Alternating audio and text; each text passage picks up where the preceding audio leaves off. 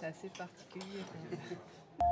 D'étranges formes géométriques qui s'invitent près de nos assiettes. On est là avec un cercle comme ça. Ouais. Des clients de restaurants équipés comme des robots. Et des chefs cuisiniers qui mènent des expériences plutôt étranges. Je vais rentrer dans leur petite tête.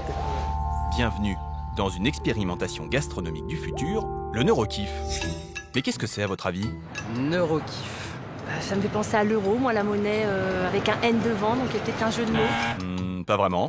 Le cerveau qui fait... Avec des neurones. Ouais, je sais pas, il y a un truc high-tech dedans, j'imagine, je sais pas. Bingo! En vrai, cet appareil permet de mesurer nos émotions gustatives en temps réel grâce à des capteurs qui détectent les ondes émises par notre cerveau.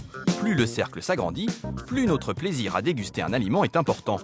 Un outil qui permettrait de nous dire si on aime ou pas un plat en nous indiquant précisément Francky Trichet, un universitaire nantais. Donc la finalité, c'est vraiment d'aller au plus profond de ce qui se passe dans le cerveau lorsque les gens ils sont dans une expérience gustative, quelle qu'elle soit. Le neurokiff de Francky pourrait bien révolutionner la gastronomie et concrétiser le rêve de tous les chefs, créer le plat parfait. C'est de pouvoir vraiment me dire, ah bah là ça fonctionne, là un peu moins, qu'est-ce qu'on n'a pas fait, où on peut aller pour aller plus loin en fait, toujours. Hein. Un casque, un écran tactile, ça ressemble vraiment à un jeu d'enfant. Alors nous on a choisi Charlie, 3 ans, pour le tester, avec son père Hugo. T'as vu ça mon cœur sur la table? C'est quoi? Qu'est-ce que c'est? Ben je sais pas. Seul souci, Charlie ne semble pas vouloir goûter à l'expérience. Un petit bout de chocolat. Non, un dragon. Comme ça. Allez, vendu. Tu démarres? Le temps de brancher l'appareil et c'est parti pour un dîner familial dans une ambiance sonore de vaisseau spatial. T'aimerais bien l'avoir à la maison pour manger? Ouais. Mais concrètement, comment ça marche? Un rond apparaît, Charlie n'aime pas. 2 ronds, Charlie aime. 3 ronds, Charlie adore. C'est un peu, surtout sur les enfants qui mangent pas beaucoup petits, un jeu quoi. On peut vraiment le prendre comme un jeu. C'est pour moi, là. Bon, avec le chocolat, pas de surprise. Comme beaucoup d'enfants, Charlie aime les sucreries. Le neurokiff indique donc que maman aimerait surtout savoir grâce au neurokiff, c'est si Charlie lui dit la vérité lorsqu'elle affirme ne pas aimer les légumes.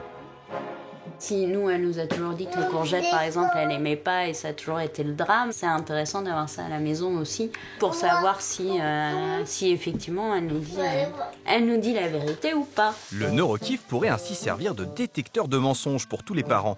La promesse est belle. Alors, est-ce que ça fonctionne avec Charlie? Challenge du jour, la courgette bien sûr. Tu vas goûter? Non. Moi je vais être sûr de savoir si t'aimes. Faut le temps que ça monte à ton cerveau. Il y a un 4e rond qui se remplit. Contre toute attente, comme pour le chocolat, 4 cercles apparaissent. Grâce au neurokiff, la fillette est enfin démasquée. Elle dit que j'aime.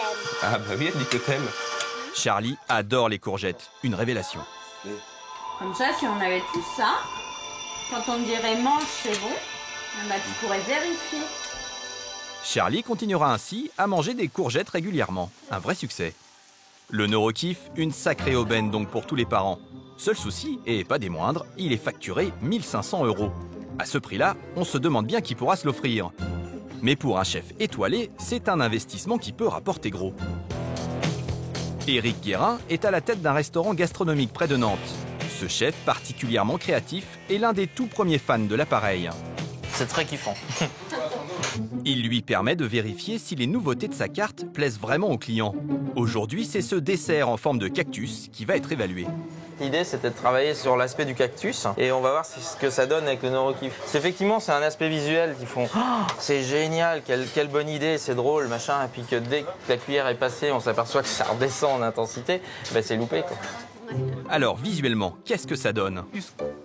Ce dessert ne semble donc pas bien parti pour intégrer la carte du restaurant.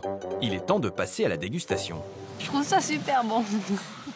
Bah là, moi, j'entends la musique, donc... D'or. Ouais, il est adopté. Ouais. Test réussi pour le dessert cactus et pour le neurokiff.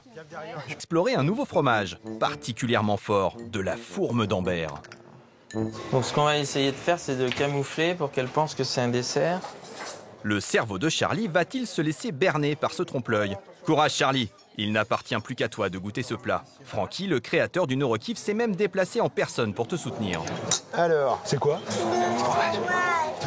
Apparemment, Charlie ne triche pas, elle déteste. Et bizarrement, le neurokiff, lui, affiche tout de même 3 cercles. Alors Francky, une explication? Regarde comment tu aimes, tu vas bientôt faire la musique, tellement t'aimes ça. Regarde. Normalement, c'est plutôt voilà, c'est des émotions positives, mais qui, à mon avis, chez elle, si elle n'aime pas, ça s'est accéléré dans son cerveau là. Le neurokiff enregistrerait donc surtout nos émotions, sans distinguer entre émotions positives ou très négatives, comme avec Charlie. L'appareil manque ainsi encore de précision.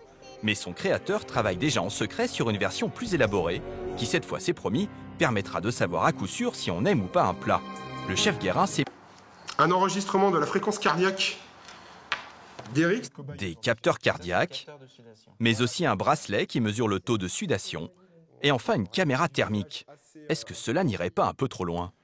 On va prendre individuellement toutes ces sources de données brutes et on va essayer justement de les agréger. Est-ce que tout ça, ça exprime « Waouh, j'aime bien le plat d'Eric Guérin » ou « Oh là, j'aime pas trop ». C'est-à-dire que là, si on avait une lecture comme ça pour chaque client, avant même qu'il puisse l'exprimer de j'aime ou j'aime pas, on deviendrait des magiciens, des magiciens du plaisir des gens finalement. Grâce au neurokiff, le chef Guérin espère bien devenir l'auteur. Une seule solution, fuir tous les restaurants dans les 50 années à venir.